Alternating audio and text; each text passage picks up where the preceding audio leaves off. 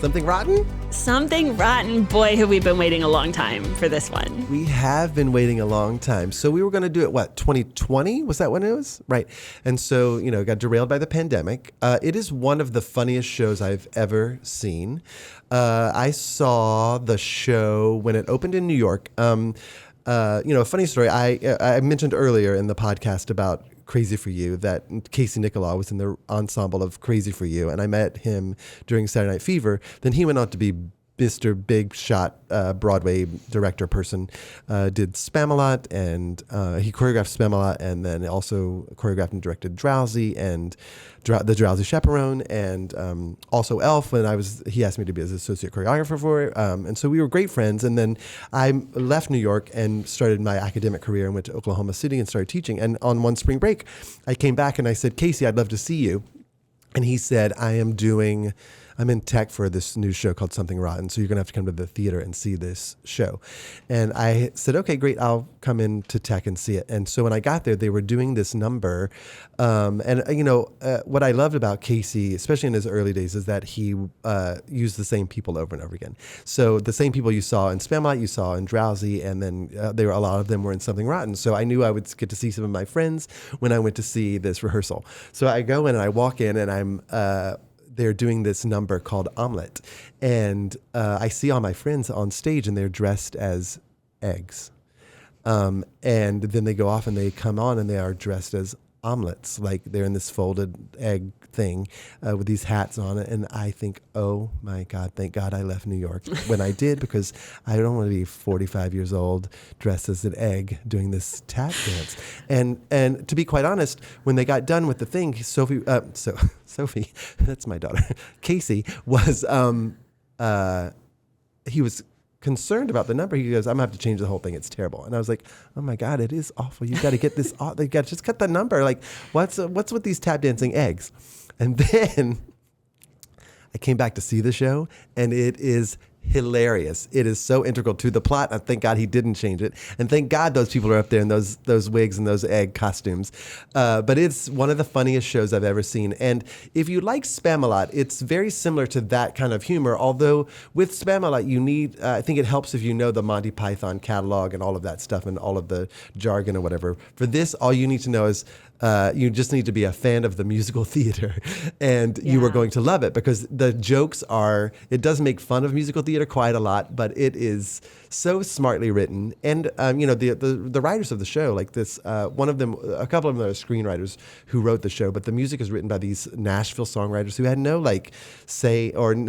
pre-Broadway thing. This was just their thing that they did, and it was really hilarious. And it's about these two brothers, Nick and Nigel Bottom, in the times of the Shakespeare, where they want to be they want to write the next big hit, but their competitor is Shakespeare, and Shakespeare is like a very narcissistic character who is kind of a rock star of the time, and the show makes light of that a little bit. And then also Nick and Nigel Bottom, the Bottom brothers, writing their play, but then they go to a soothsayer, Nostradamus, who tells Nick, the older brother, that he needs to write something that's new, that's going to be coming on the scene, called a musical.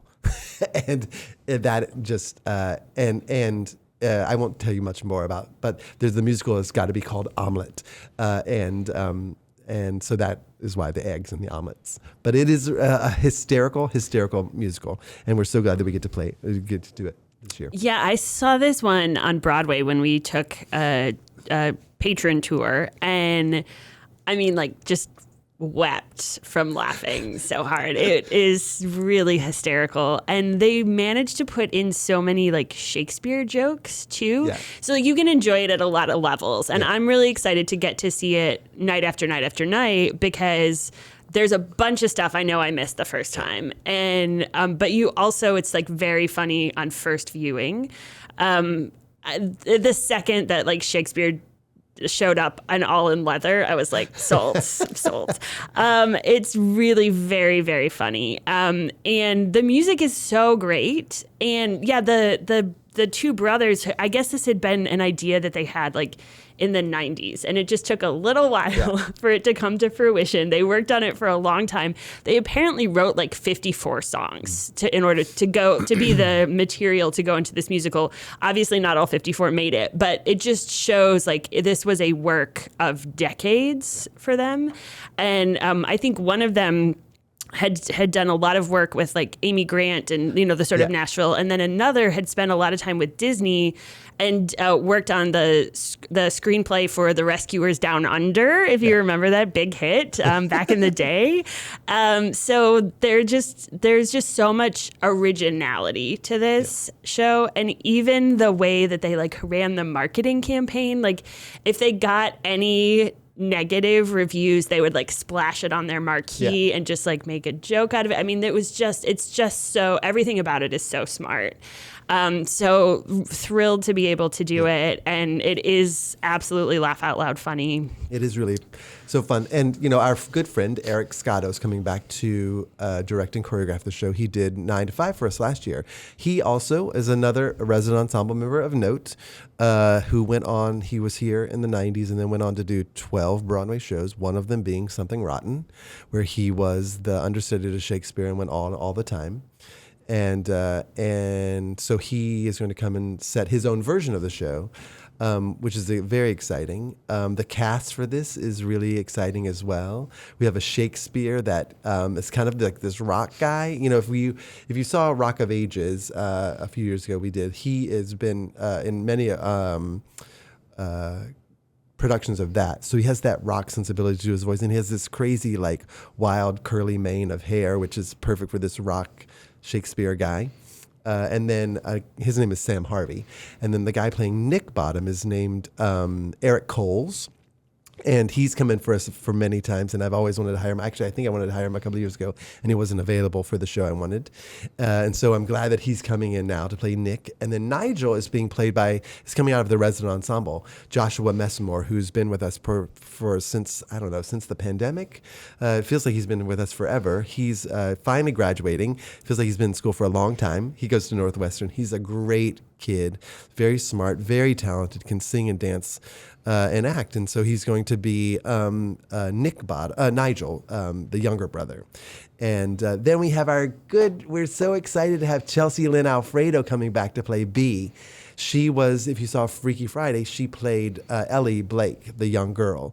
And we've been wanting to get her back here for years. And so she came in, and I was like, oh my God, her voice is spectacular. And she's got such great comic timing too. And so we're excited that she's coming back. And then Portia, who is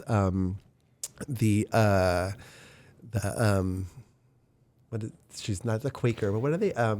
She's a Puritan. A Puritan, thank you. She is, that's coming out of the ensemble too. Regine Torres is going to be playing Portia, which is exciting. Steve Hitchcock is playing Portia's dad, Brother Jeremiah, who is the Puritan who adds lots of comedy to that role. And then David Rapport is coming in to play a few of the other, who's a local character actor here in town, is coming in to play Shylock and a few other things. We had mentioned earlier when we had announced the show that Wayne Bryan was coming back to play Nostradamus, who is the guy who tells the brothers about this new thing called the musical.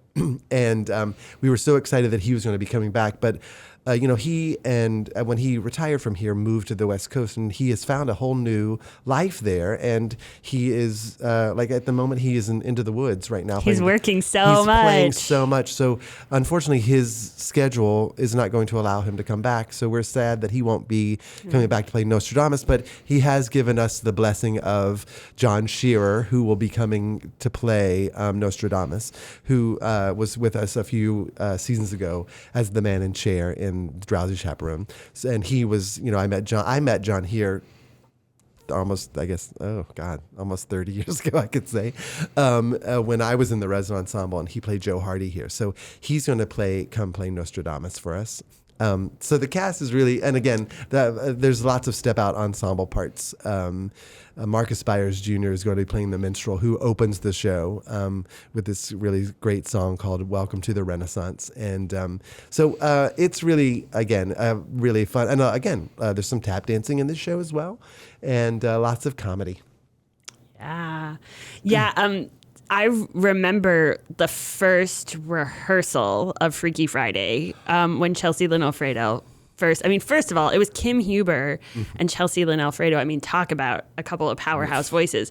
As soon as she opened her mouth and started singing, we were all like, what can we do that she can come back and do, right? I have a voice recording on my phone. I can play it for you right now of her singing No More Fear.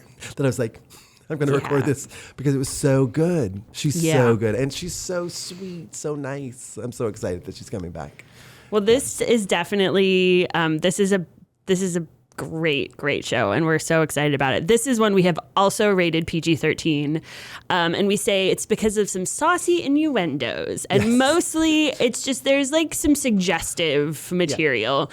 Honestly, for a number of kiddos, things might sail right over their head, so it's really just sort of dependent on each individual family and what they're comfortable with. There's not really much there's not really anything that's like explicit. It's just there's a lot of innuendo. Yes. Lots of double entendres. Yeah. So you can use your own best judgment. Yeah.